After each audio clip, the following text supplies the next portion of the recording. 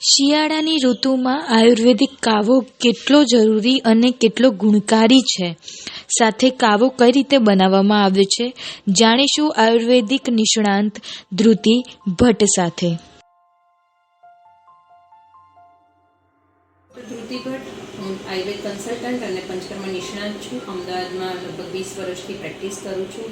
આપણે જોઈએ છીએ કે હવે શિયાળાની સરસ ઠંડી મોસમ આવી ગઈ છે અને ઠેર ઠેર કાવાની શરૂઆત થઈ ગઈ છે. ઘણી બધી લારીઓમાં, દુકાનોમાં પણ કાવો મળતો થઈ ગયો છે. સવારે કેટલા બધા લોકો ચાલવા જાય તો ગરમાવો લેવા માટે અથવા તો ટેસ્ટ માટે અથવા એક આદત તરીકે પણ એ લોકો કાવો લેતા હોય છે.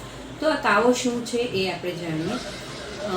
કાવો એટલે એ લોકો ઘણી બધી લારીઓમાં આદું છીણેલું, પછી તુલસીના પાન, પુદીનાના પાન, કોફી અને સૂંઠ અથવા તો એ લોકો કાળા મરી નાખી અને એક ઉકાળા જેવું બનાવતા હોય છે. પાણીમાં એને ઉકાળવાનું હોય છે અને પછી એને ગાળી અને એમાં સંચર અને લીંબુ નીચવી અને ગરમ ગરમ એ લોકો આપતા હોય છે અને લોકો એ બહુ જ મસ્તીથી પીતા હોય છે. હવે એ જાણીએ કે આયુર્વેદનો ઉકાળો એટલે કે કાઢો અને આ કાવો એમાં શું ફરક. તો આયુર્વેદમાં રોગ પ્રમાણે ઘણા બધા ઉકાળા બતાવેલા છે કે જે નિષ્ણાત વૈદની સલાહ લઈ અને જો લેવામાં આવે તો રોગી અથવા તો સ્વસ્થ વ્યક્તિ પણ સ્વસ્થ થઈ શકે છે અને ખૂબ સારો ફાયદો થાય છે. બીજી વસ્તુ કે જો સ્વસ્થ રહેવું છે તો આવું કાવા જેવું જ આયુર્વેદ પ્રમાણે શું આપણે ઉકાળી અને લઈ શકીએ અથવા તો એ કાઢો, આયુર્વેદિક કાઢો આપણે કેવી રીતે બનાવી અને ઘરે લઈ શકીએ. તો એમાં હું તમને એક બહુ જ સરસ ટિપ્સ આપીશ કે 2 ગ્લાસ પાણીમાં તમે 5 તુલસીના પાન, થોડો ફુદીનો, થોડું એક ચમચી લગભગ સૂંઠ પાવડર, 1 ચમચી હળદર, થોડીક ચપટી તજનો પાવડર, 3 થી 4 કાળા મરીનો પાવડર અને સિંધવ મીઠું એને આપણે ઉકાળી અને લગભગ એને 4 ભાગ રહી જાય એટલે કે ચોથો ભાગ રહે એટલું બધું ઉકાળી અને પછી 1 થી અડધો કપ એ ઉકાળો રહે એટલે એને ગાળી અને હુંફાળું સવારે પીવાનું હોય છે. સ્વાદ માટે જો તમને અનુકૂળ હોય તો થોડું લીંબુ પણ નાખી શકો છો. ઘણા બધા લોકોને લીંબુની ખટાશથી સાંધાના દુખાવા અથવા તો બીજી કોઈ તકલીફ થતી હોય તો એ નાખવાની જરૂર નથી.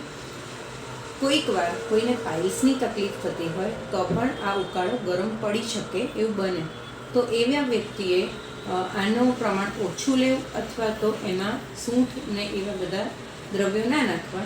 ખાલી ને ખાલી તમે એમાં તુલસીના પાન છે અથવા થોડા કાળા મરી એવું નાખી અને પણ ઉકાળીને લઈ શકો છો. બીજી વસ્તુ કે ઠંડીની મોસમ આવી છે, સાથે સાથે કંકોત્રીઓ પણ આવી છે, લગ્નની સિઝન પૂરજોશમાં ચાલી રહી છે, તો એવા વખતે બાસુંદી, શ્રીખંડ, નવી મીઠાઈઓ, આઈસ્ક્રીમ આવું બધું પીરસાતું હોય અને લોકોનું મન પણ લુભામણું છે તો એ પણ લોકો આરોગતા હોય છે. આના કારણે શું થશે કે એક તો ઠંડી અને સાથે આવી મીઠાઈઓ એ કફવર્ધક છે એટલે કે કફના ઘણા બધા શરદી છે કે કફ છે કે તાવ છે આવી બધી સમસ્યાઓ પણ આ સિઝનમાં થતી હોય છે. તો એનાથી બચવા માટે આ ઉકાળો પણ ખૂબ જ સારું પરિણામ આપે છે કે માણસ બીમાર પણ ના પડે અને જો કદાચ શરદી થઈ છે તો ગરમ ગરમ પીએ તો એને શરદીમાં પણ રાહત થતી હોય છે.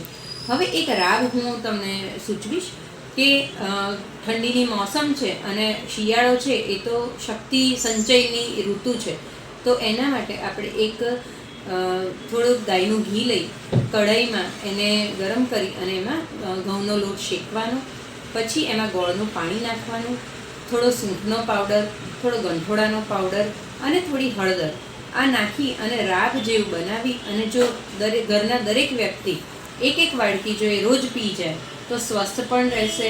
કદાચ ઉધરસ થઈ છે કે ગળામાં બળતરા છે કે શરદી છે તો એને પણ એમાં ઘણી બધી રાહત થશે. તો આવી રાબ પીએ અને મસ્ત રહીએ અને સ્વસ્થ રહીએ.